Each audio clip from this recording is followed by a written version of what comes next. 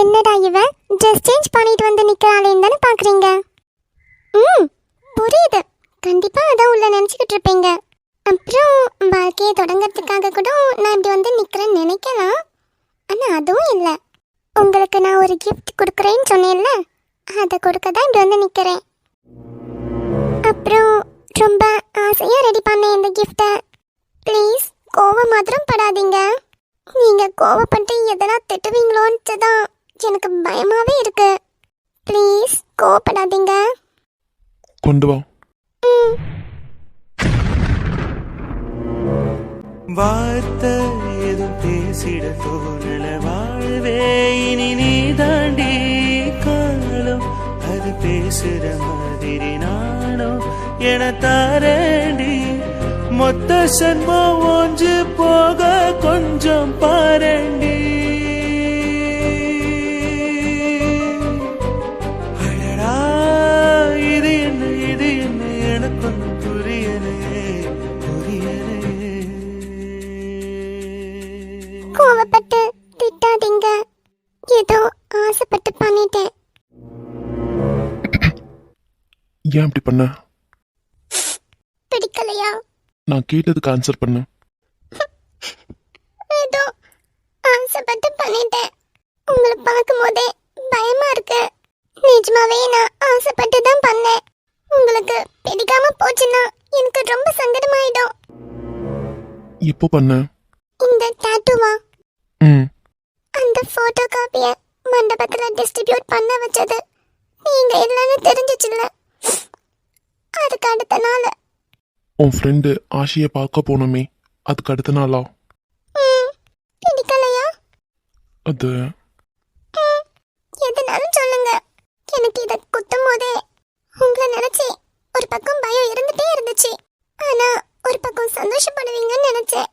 ஆனா நான் நினைச்ச ரெண்டுமே உங்க முகத்துல பார்க்கல. பிடிக்கலையோன்னு தோணுது.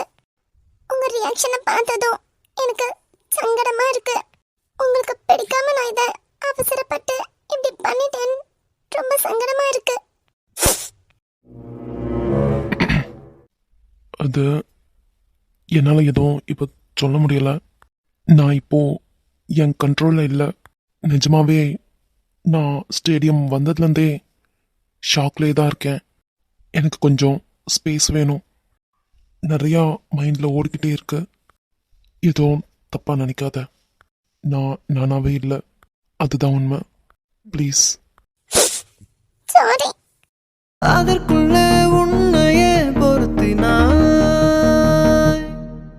அதில் காதல் கொடுத்து மாத்தி நீயும் விரைந்தாய். என் தேகம் குளிர மனதிலே பரவசம் தருகிறாய். ரொம்ப ஆசைப்பட்டு பண்ணிருக்கேன். உங்களுக்கு பிடிக்காம போனா எனக்கு ரொம்ப சங்கடமா இருக்கும். அழாத. அழாதன்னு சொல்கிறேன்ல. என்னை விட்டு போகாதீங்க. சரி, போகல. நம்ம எப்படியே இருக்கலாம். ம். நீங்க யோசிக்கணும்னு சொன்னீங்கல்ல, இப்படியே இருந்து யோசிங்க. ம். I love you. ம். நீங்க? உனக்கு நான் இப்படி கட்டி பிடிச்சிட்டு இருக்கணுமா வேண்டாமா? இருக்கணும். அப்போ நான் எதுவும் கேட்காத. ரொம்ப ஆசைப்பட்டு பண்ணேன். பரவாயில்ல, எல்லாருக்கும் எல்லாம் பிடிக்கணும்னு இல்லைல்ல. சரி, இது குத்தும் போது உனக்கு வேதனைக்கலையா? நல்லா வேதனைச்சது. ம். வீட்டில் எல்லாருக்கும் தெரியுமா? உங்ககிட்ட தான் ஃபர்ஸ்ட் காமிக்கணும்னு இருந்தேன். அது ஹார்ட்டுக்கிட்டே குத்திருக்கேன்னா யார்கிட்டயும் சொல்லவும் ஒரு மாதிரி இருந்துச்சு. அப்புறம் இன்னொன்று இருக்குல்ல. இன்னொன்று போட்டியா? இல்ல. அப்புறம் இன்னொன்னு சொன்ன? அது அது இன்னொன்று போடணும்னு ஆசைப்பட்டேன், அவ்வளோதான். ஆனா போடல. நிஜமாவா? ஆமா. சரி, நீ எவ்வளோ நேரம் இப்படி இருக்கணும்?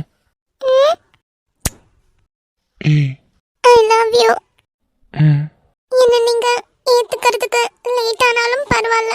நான் பண்ண தப்பு மாத்திரம் மன்னிக்கணும். நான் இத்தனை வாட்டி சாரி சொல்லிட்டேன். ரொம்பவே கஷ்டப்படுறேன். நான் அது மாதிரி தப்பா நினைச்சதை நினைச்சேன். சரி அதை விடு, நான் வேற யோசிச்சுட்டு இருக்கேன்.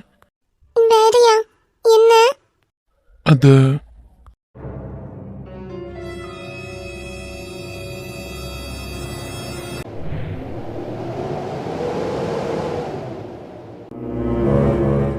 இன்னைக்கு என்ன நடந்துச்சு? என்னால அதை யோசிக்கவே முடியல. என் கவி எனக்கு ப்ரப்போஸ் பண்ணியிருக்கா. என்னால அதை நம்பவே முடியல. என் கவியா இதுன்னு இருக்கு. அதுவும் அவ ப்ரப்போஸ் பண்ணும்போது சொன்ன வார்த்தைகள்லாம் என்ன என்னென்னமோ தோணுது. அவ கவிதை சொல்லி முடிச்சப்போ என் மைண்ட் ஃபுல்லா எங்க சின்ன வயசு மின்னு வச்சுதான் ஞாபகம் வந்தாங்க. ஆனா அது அவளுக்கு இப்போ வரைக்கும் ஞாபகம் இருக்காதே. ரொம்ப வருஷத்துக்கு முன்னாடி நடந்தது. எப்படி எப்படி அவளுக்கு ஞாபகம் இருக்கும்? என்னால அதை யோசிக்கவே முடியல. ஆனா அவ சொன்ன கவிதைகள்ல உள்ள வார்த்தைகள் எல்லாம் நாங்க சிறிய வயசுல உள்ள நினைவுகளை தான் வர வைக்குது. அது சம்பந்தப்பட்ட வார்த்தைகள் தான் அதிகமா இருந்துச்சு. சின்ன வயசுலயே நம்ம ஒண்ணு சேரணும்னு சொல்லியிருந்தோமே, அதெல்லாம் இவளுக்கு ஞாபகம் இருக்கா? ஆனா அந்த கவிதையை யோசிக்கும் போது சின்ன வயசு நினைவுகள் எல்லாம் ஞாபகம் இருந்து சொன்ன மாதிரி தான் இருந்துச்சு. அந்த ஸ்பைடர்மேன் காரு, அதெல்லாம் அதெல்லாம் என்னால யோசிக்கவே முடியல. சின்ன வயசுல நான் அவகிட்ட சொன்னது அதெல்லாம். எனக்கு ரொம்ப பிடிச்ச ஸ்பைடர்மேன். சின்ன வயசுல ஸ்பைடர்மேன்னா எனக்கு அவ்வளோ பிடிக்கும். ஆனா கவிக்கு அது எப்படி தெரியும்? எல்லாத்தை விட எனக்கு கிரிக்கெட் பிடிக்கும்ன்றதை இவ எப்படி கண்டுபிடிச்சா? அது பிடிக்கும்ன்றதை கண்டுபிடிச்சது மாத்திரம் இல்லாம நான் மறுபடியும் கிரிக்கெட் கோச்சிங் கிளாஸ்க்கு போகணும்னு எனக்கு என்னென்னமோ வாங்கி வச்சிருக்கா. என்னால இத நம்பவே முடியல. நிஜமாவே கவிக்கு எப்படி தெரிஞ்சிச்சு? கண்டிப்பா யாராவது ஒருத்தர் அதை சொல்லியிருக்கணும். யாரும் சொல்லாம இவளுக்கு எப்படி தெரியும்? ஆனா நம்ம சிறிய வயசுல பழகுனப்போ கூட கிரிக்கெட் பிடிக்கும்னு சொல்லியிருக்கேன் தான். அதுக்கு பிறகு நடந்ததெல்லாம் எதுவுமே இவளுக்கு தெரியாதே. நிஜமா சொல்ல போனா இது ஒண்ணுமே உனக்கு ஞாபகம் இருக்காதுடி. அதை நான் 100% அடிச்சு சொல்லுவேன். இந்த கிரிக்கெட் விஷயம் உனக்கு எப்படி தெரிஞ்சது?